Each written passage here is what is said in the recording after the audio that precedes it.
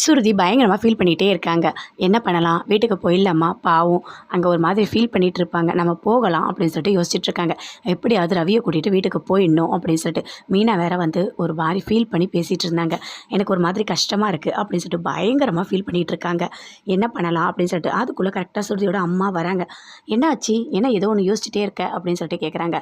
இல்லை மாமி, நான் அங்கே போகலான்னு நினைக்கிறேன் அப்படின்னு சொல்கிறாங்க. ஏன் எதுக்காக அப்படி நினைக்கிற? எப்படி பண்ணாங்க பார்த்தல்ல அப்பாவை. ரொம்ப அவமானப்படுத்தி அசிங்கப்பட்டு அந்த அந்த முத்து அடிக்கவே ஆரம்பிச்சிட்டான். இதெல்லாம் தேவையா? எதுக்காக நீ போக போகிற அப்படின்னு சொல்லிட்டு அவங்க அம்மா சொல்கிறாங்க. அம்மா, எல்லாமே எனக்கு புரியுது. ஆனால் நீங்கள் மீனாவை ஒரு மாதிரி பேசியிருக்கீங்க. நீங்கள் பேசுனது எல்லாமே தப்பு தானே. மீனா அப்படி பண்ணுறவங்களே கிடையாது. அவங்க உண்மையாகவே செயினை எடுத்திருக்காங்க. அவங்க கொடுக்க தான் வந்திருக்காங்க. நீங்கள் தான் தப்பாக புரிஞ்சிட்ருக்கீங்க அப்படின்னு சொல்லிட்டு சுருதி சொல்கிறாங்க.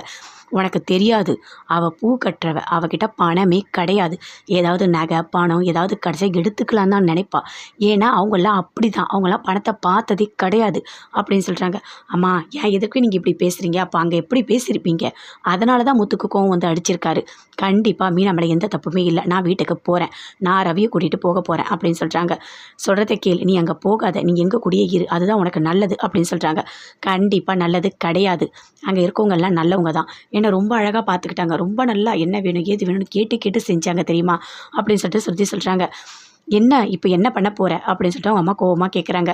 இல்லை, கண்டிப்பாக நான் போயிட்டு நாளைக்கு ரவிக்கிட்ட பேசிவிட்டு நானும் ரவி 2 பேருமே அங்கே போக போகிறோம் அப்படின்னு சொல்கிறாங்க. அதுக்கு மேலே உன் இஷ்டம், நான் எதுவுமே சொல்ல விரும்பலை அப்படின்னு சொல்லிட்டு சுருதியோட அம்மா பயங்கர கோவமாக போயிட்டு அவங்க அப்பாட்ட சொல்கிறாங்க. பார்த்தீங்களா, அவள் என்ன முடிவு பண்ணியிருக்கான்னு? அவள் நாளைக்கு அங்கே போக போகிறாளாம் அவங்க வீட்டுக்கு.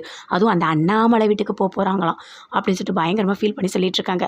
போக விடக்கூடாதுங்க அப்படின்னு சொல்லிட்டு. நீ உனக்கே தெரியும், நம்ம எவ்வளோ சொன்னாலும் சுருதி கேட்குற மாதிரி ஐடியாவே இல்லை.